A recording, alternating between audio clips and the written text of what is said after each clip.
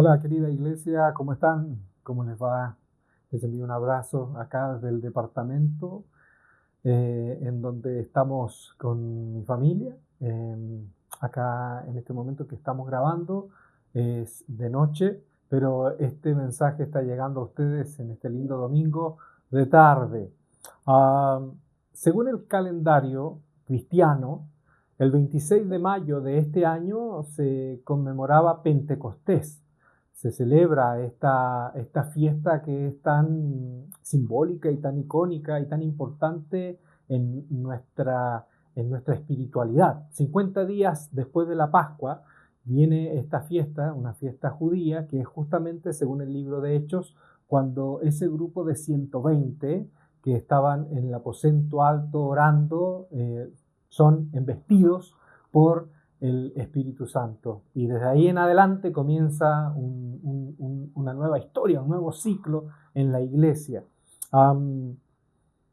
Y más o menos como en esta fecha, ¿no? Es una fecha en donde me gustaría que pensemos un poquito en este relato tan potente y tan significativo. Muchos se quedan con lo milagroso, sin duda, ¿no? Estas señales. Eh, pero también es importante el efecto que produce en la comunidad, ¿no? Una comunidad que se ponen todos al servicio de todos, en donde todos tienen todo en común, ¿no?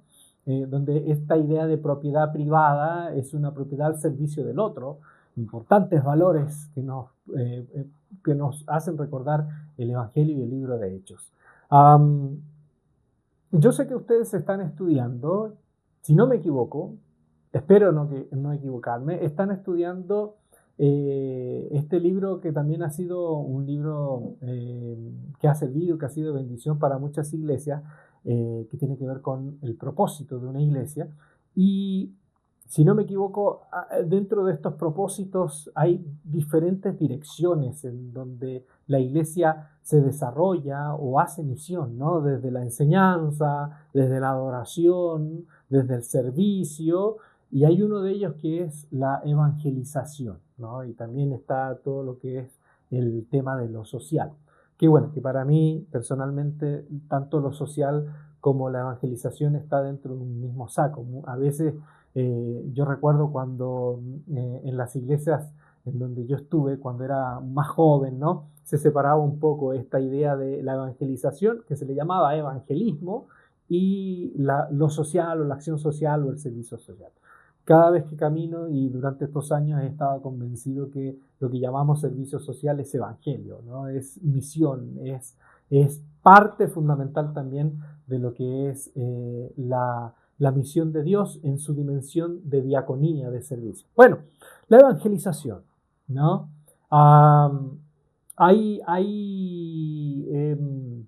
observaciones sobre la iglesia que viene, esta iglesia que se viene, esta comunidad, cómo se viene esto en un panorama, de acuerdo a algunos estudiosos, en una sociedad post-cristiana o en una sociedad en donde la cristiandad, lo que conocemos como cristiandad occidental, en muchos sentidos se está volcando a una suerte de fundamentalismo, a una suerte de una iglesia cada vez más cerrada.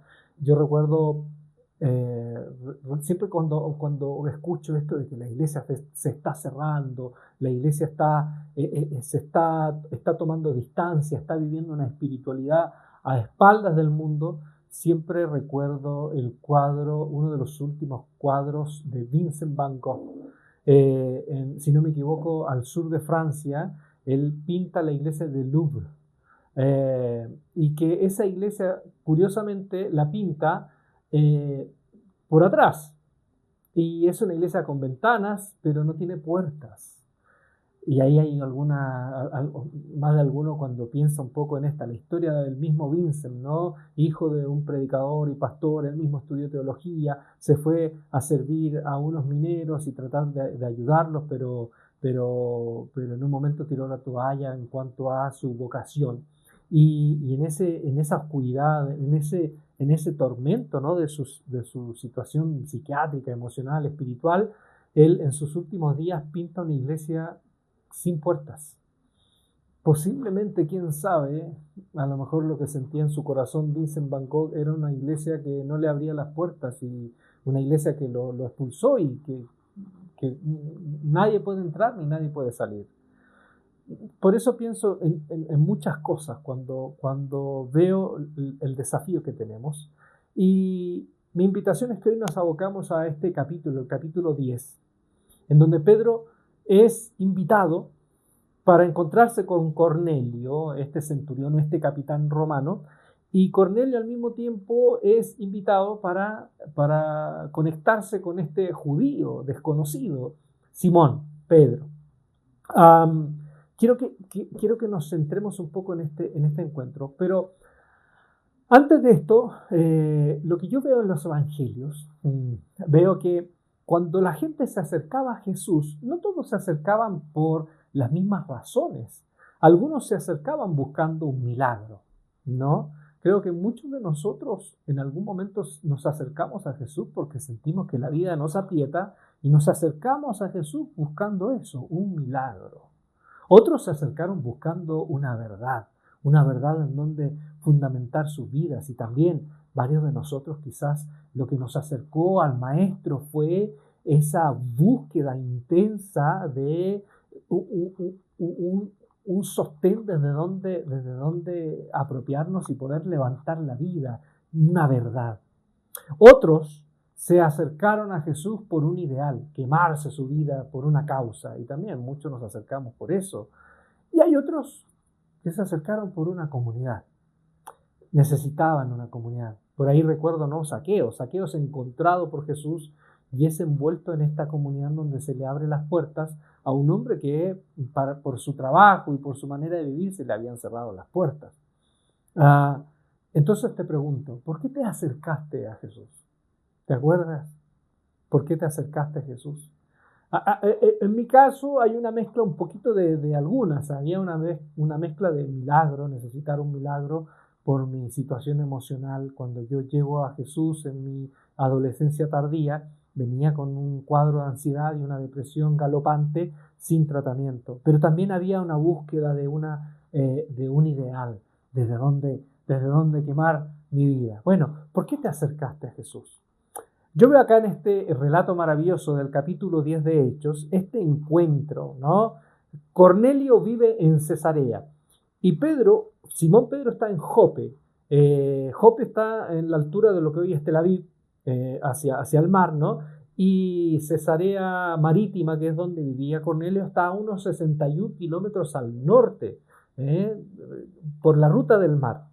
Los caminantes o los que tenían camellos se podían demorar 13, 14 horas si iban a buen tramo o posiblemente un día. Hoy ese tramo te lo puedes hacer en una hora y fracción, ¿no? En auto. Pero para imaginar más o menos, Cornelio vivía un poquito al norte en Cesarea Marítima, que era una belleza de ciudad. Era una ciudad que Herodes el Grande la había construido entre el 25 a.C. y era una ciudad que tenía palacios, tenía un hipódromo, tenía acueductos, tenía teatro. Era una ciudad helénica, con todas sus letras. Y Cesarea, obviamente, era el nombre y en honor al César. Jope, más abajo, en donde estaba Pedro, nos cuenta la historia, este vínculo que se crea, ¿no? Cornelio es romano,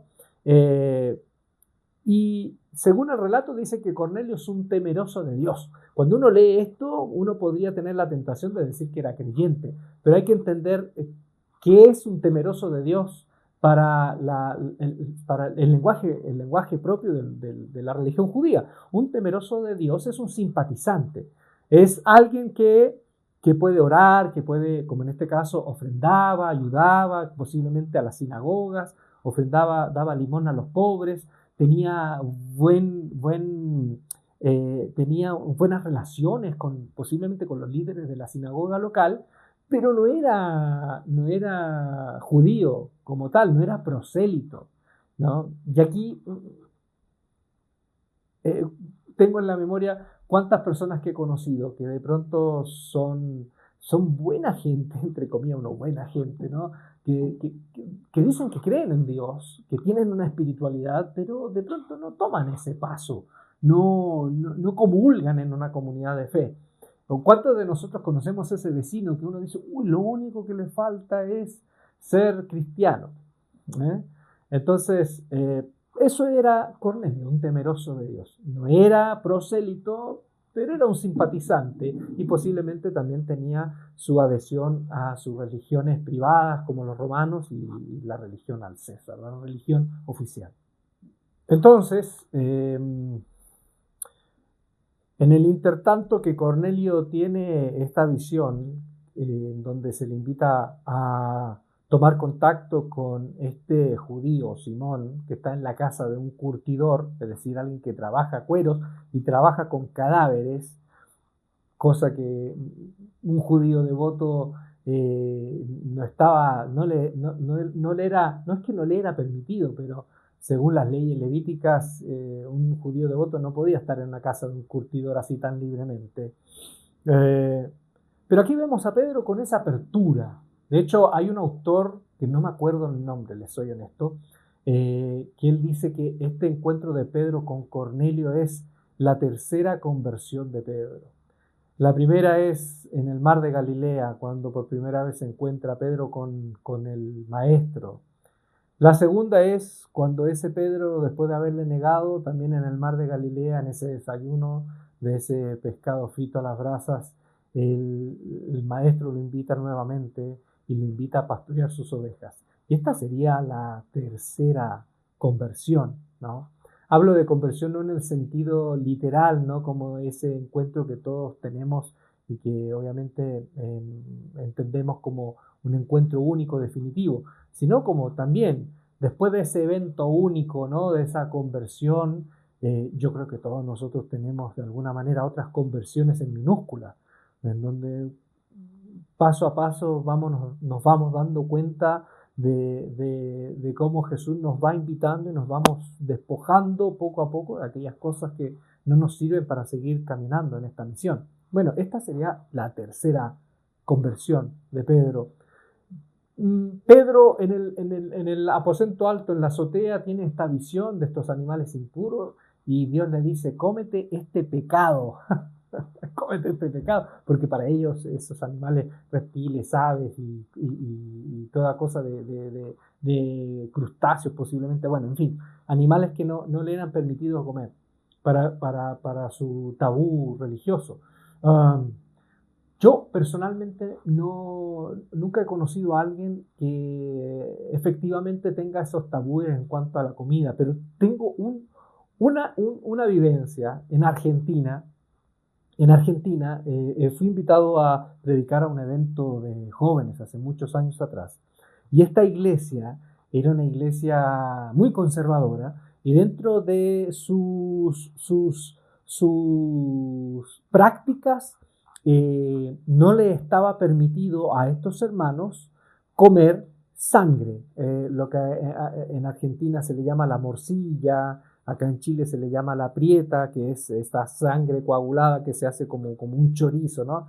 No se le era permitido comer sangre, entonces se cuidaba mucho de eso, ¿no? Nosotros no comemos sangre porque la Biblia dice que no hay que comer sangre ni ahogado, como dice el texto, ¿no? En el desacuerdo en el concilio de Jerusalén.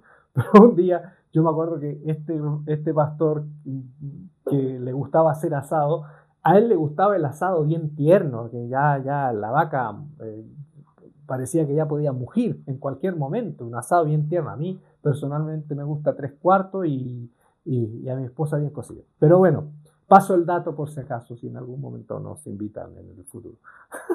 Y este pastor, el asado estaba tierno, casi crudo. Y cuando lo partía salía toda esa sangre. Y yo le decía, bueno, pero en tu iglesia, perdón, pero pastor, no, aquí entre nosotros no hay ningún hermano que nos pueda ver ni nada, pero tú no me dijiste que en tu iglesia no se puede comer sangre y yo veo que eso está casi crudo. Y él me dijo, no, pero esto no es sangre, esto es juguito. Claro, a veces los radicalismos llegan hasta donde nos afectan, ahí nosotros siempre hacemos concesiones, ¿no? Bueno, Pedro, Dios le dijo, cómete este pecado. No puedo. No llames impuro lo que he purificado. Pedro en ese momento accede a la invitación porque lo llaman abajo, entiende que alguien lo está buscando y le dicen que un centurión romano necesita 61 kilómetros al norte. Entonces esperan un día, ya emprenden el camino y llegan a la casa del centurión. Es interesante porque en cuanto llega a la casa, el centurión se postra y le dice: soy igual a ti, no te postres. Y en ese instante él comienza a predicar, le dan el espacio para hablar de Jesús y habla del Evangelio. Y cuando habla del Evangelio, sin hacer ninguna invitación, el Espíritu Santo desciende, y lo mismo que sucedió en Pentecostés con ellos, ve Pedro que en esa casa del centurión y toda su familia acontece lo mismo. Y bueno, son bautizados, pero ¿qué es lo que sucede? Interesante. La iglesia, cuando escucha lo que está pasando, la primera reacción es sorpresa y crítica. ¿Cómo será que Pedro está en casa de pecadores? ¿Cuáles son las reflexiones que yo veo, si me permiten compartir con ustedes? Y creo que Jesús, de alguna manera, nuestro Señor nos está invitando a, como iglesia de Alicante, salir, abrirnos a la comunidad, abrirnos a Alicante, abrirnos al mundo. Pero, si me permiten, en estas claves que son para mí reveladoras. Primero, ¿qué es evangelización de acuerdo a este relato? Evangelización se trata de relaciones humanas. El ángel se acerca a Cornelio y el ángel pudo haberle revelado el evangelio, pero no es el ángel quien le comparte el evangelio. El ángel lo conecta con otro hombre, con este judío, Galileo, y él es el que le comparte el evangelio. Entonces yo veo en este encuentro este tipo de relaciones humanas, y aquí soy una de las personas muy convencidas de que cuando nosotros invitamos a alguien a la iglesia, ponle en esta situación, ¿no? Pongámonos en esta situación, invitamos a alguien a la iglesia. Esta persona que llega a la iglesia puede quedarse por la música, podría quedarse por el mensaje, podría quedarse por incluso la infraestructura, qué hermoso lugar. Pero lo que hace que esa persona permanezca en la comunidad son las relaciones. Son las relaciones. Entonces, para mí, evangelización se trata de relaciones humanas. Ah, Otra cosa que yo veo, que el evangelio nunca puede ser una excusa para que uno se sienta superior a otros. En tiempos en donde yo veo que en algunos sectores de la cristiandad occidental, ser cristiano es sentirse superior, ser cristiano es tener una piedra en la mano. De hecho, una vez lo comenté, pero hay personas que si tú les sacas la piedra de la mano, le quitas la piedra, no saben de qué predicar, no saben de qué hablar. Eh, cuando, cuando el centurión se postra, Pedro como judío, como Galileo, con toda su historia de sufrimiento, incluso por causa de los romanos, pudo haber tenido la oportunidad, ¿no? para aprovecharse de esto. No, Pedro lo levanta y le dice: no te postres porque yo soy igual a ti. El Evangelio no es una excusa para que nosotros nos sintamos superiores a los demás. Otra cosa que yo veo acá, que es interesante: Pedro, cuando comienza el mensaje, no trata a Cornelio y a su casa como ignorantes. No les viene a decir: yo les traigo este conocimiento que ustedes no saben, que a veces escucho mucho en el mensaje evangélico, ¿no? Yo vengo con la verdad. Pedro dice: ustedes saben, así comienza el mensaje, ustedes saben que entre judíos y gentiles no hay mucho contacto. Ustedes saben, ustedes son gente inteligente. Yo no vengo a predicarle a personas, yo no vengo acá a compartir algo que ustedes no sepan. Ustedes saben. Eso me llama mucho la atención y me golpea, me interpela hoy en nuestra manera en cómo compartimos el Evangelio. Otra cosa que yo veo es que Pedro también aprende en este encuentro. Pedro no viene solo a enseñar. De hecho, yo creo que Pedro no venía a enseñar, él viene a compartir algo en lo cual él fue testigo.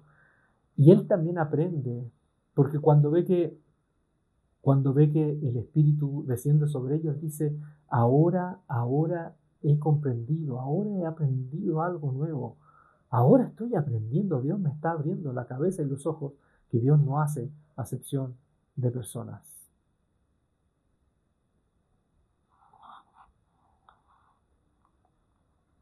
Otro elemento importante en este relato es que el Espíritu Santo hace como Él quiere.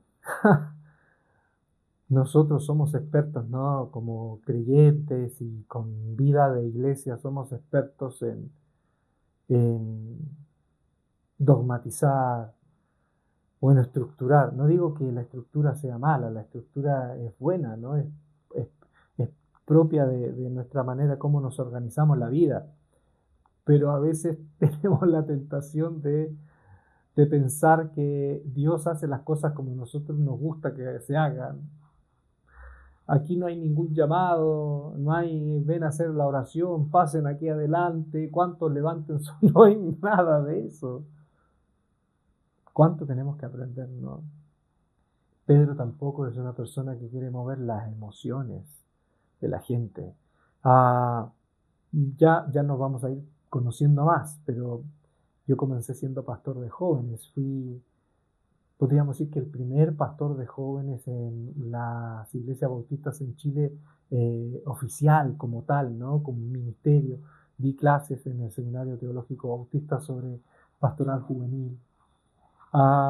Y claro, como me tocaba compartir con jóvenes, estudié teatro también y me gustaba mucho eh, eh, tratar de engranar la manera en cómo compartir el mensaje, pero también el contenido. Y siempre le pedí a Dios, Señor, que mi manera o mis formas nunca se coman el fondo, que, que, que el talento o el carisma no brille más que el Evangelio, ¿sí? Porque me tocaba mucho ver colegas en este rubro, ¿no? De la predicación del mensaje, que tú le preguntabas a los muchachos, ¿y con qué te quedaste después del mensaje? Oh, me quedé con el chiste, o me quedé con la historia, me quedé con la canción que cantó al final. Y el mensaje nada. Pedro se dedica a dar un mensaje y confía. Esto es importante. Él habla de Dios, habla pero no solo habla de Dios, sino que habla algo muy importante. Él dice que Jesús se dedicó a hacer el bien porque Dios estaba con él, ¿no? El Dios bondadoso, el Dios bueno. No fue una predicación de juicio. No digo que de pronto uno no pueda, en nombre de Dios, tener esa orientación profética, ¿no? De decir, a veces frente a una cultura, frente al poder establecido, qué sé yo, pararse con la valentía de aquellos hombres y mujeres que se pararon en algún momento a decir, Dios no quiere una sociedad así. Pero la predicación de Pedro, esta predicación en el área chica, en esta familia, es un mensaje de amor, de bondad. Dios y la bondad son uno. Jesús estaba haciendo el bien porque Dios estaba con él. Y el Espíritu Santo hace como él quiere. Desciende, no le avisa a nadie. Y esto es una de las cosas para mí más importantes, que Pedro no llegó antes que Dios. Ni Dios llegó con Pedro. ¿Se acuerdan las cruzadas? Los cruzados tenían esta idea de que Dios llegaba con ellos ahí en lugar de los paganos. No, Pedro no llega antes que Dios. Dios ya estaba en la casa de Cornelio. Escuchen bien esto. Dios ya estaba en la casa de Cornelio. Y Pedro fue invitado a esto. Entonces, ¿qué es evangelización? Según esto, evangelización no es Dios está llegando con nosotros, ¿no? A este rincón de Alicante, ¿no? De pronto uno podría tener esa arrogancia. Oh, vamos, Dios va con nosotros. No. La evangelización es abrir los ojos y ver dónde Dios ya está. Dónde Dios está para unirme y sumarme a Él, a lo que está haciendo. Pero ahí viene lo triste, que la iglesia no entiende. De hecho, Hechos 11 tengo en esta versión, la versión que leemos acá, muy conocida en Latinoamérica, la Reina Valera 60, ¿no? Dice, oyeron los apóstoles y los hermanos, Hechos 11, oyeron los apóstoles y los hermanos que estaban en Judea, que también los gentiles habían recibido la palabra de Dios, y cuando Pedro subió a Jerusalén, disputaban con él, se enojaron. ¿Mm? Disputaban con él los que eran de la circuncisión, es decir, el partido más radical de los creyentes en la iglesia de Jerusalén, diciendo: ¿por qué has entrado en casas de hombres incircuncisos y has comido con ellos? Solo bastaron 11 años, termino con esto, 11 años aproximadamente en que Jesús resucitó y Pedro entra a la casa de Cornelio. Solo bastaron 10, 11 años para que esta comunidad hoy se parezca más, no tanto al fundador, a Jesús, al Maestro, al Cristo, sino que en esta reacción yo veo acá signos de que esta gente se parece más a los fariseos, que disputaban con Jesús por tener esa visión abierta, ese padre con los brazos abiertos. Entonces a mí me da miedo esto.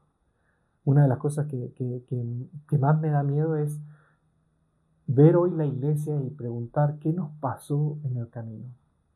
¿Qué nos pasó en el camino? No olvidar que muchos de nosotros cuando hablamos de evangelio hablamos de que es verdad. Jesús muchas veces invitó a las personas a que tomaran una decisión, la decisión primero. Después los involucraba en un discipulado y después había esto de la inclusión.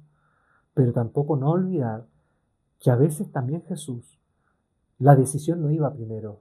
No era tú toma la decisión como la puerta de entrada. Muchas veces Jesús como puerta de entrada hubo una inclusión primero. Él es parte de nosotros. Como con Zaqueo. Hay tantos relatos, hay varios relatos en donde Jesús incluye, bueno, tantas veces que Jesús compartía la mesa, que Jesús compartía el pan, en esa invitación, había una invitación primera de inclusión, y después había un caminar juntos de discipulado, y la decisión te la dejaba a ti. Entonces no olvidar eso, que a veces nosotros tenemos esto de que incluso en nuestro lenguaje, cuando en la iglesia saludamos a los que nos acompañan por primera vez, ¿qué le decimos? Saludamos a las visitas. Inconscientemente, al decir visitas, estamos diciéndole a las personas: ustedes no son parte nuestra. No estoy haciendo una crítica, sino a veces el lenguaje es sutil y muchas veces aporta una tonelada de cosas que en nuestro inconsciente está también. Jesús, muchas veces, el primer paso fue la inclusión. Después, el discipulado desde la vida, ¿no? Desde el compartir la vida. Y la decisión te la dejo, tú sabrás, ¿no? Había una oración hermosa de los anabautistas del siglo XVI que dice así: permítenos, Espíritu de Dios, ser sensibles a tu soplo, sea donde tú quieras, como tú quieras y con quienes tú quieras. Permítenos ser sensibles a tu soplo, sea donde tú quieras, como tú quieras y con quienes tú quieras. Amén. Señor, gracias por esta oportunidad que me permites compartir la palabra con mis hermanos y amigos de Alicante. Permítenos que el soplo de tu Espíritu, como estos anabautistas oraban, sea donde tú quieras, como tú quieras y con quienes tú quieras. Permítenos tener esa apertura de Simón Pedro y llévanos ahí a las casas de Cornelios, de los Cornelios de Alicante, de los Cornelios de España, de los Cornelios del mundo en este siglo XXI. Y permítenos ver que tú ya estás ahí. Abre nuestros ojos para unirnos a tu presencia, a tu misión, ahí donde tú estás ya haciendo cosas. Y permítenos tener la humildad de también aprender en este encuentro. Permite que la iglesia bautista de Alicante sea una iglesia evangelizadora, una iglesia abierta al mundo, una iglesia que no use la fe para sentirse superiores a los demás, una iglesia humilde, una iglesia que está dispuesta a compartir a ese Dios de las cosas buenas. En tu nombre, Jesús, gracias. Que el Señor te bendiga, que el Señor te guarde, que el Señor haga resplandecer su rostro sobre ti, que el Señor tenga de ti misericordia, alce sobre ti su rostro y te conceda la paz. Amén.